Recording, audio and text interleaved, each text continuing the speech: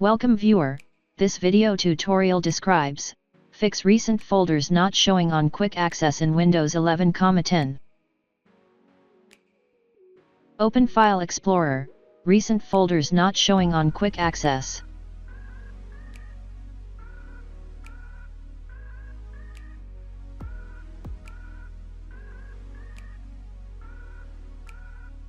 Right-click Start button, click Run, copy command from description and paste it.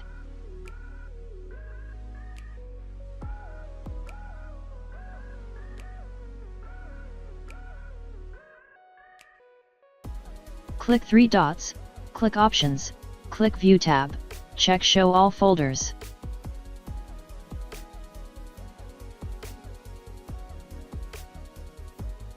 Right-click Recent folders, select Pin to quick access.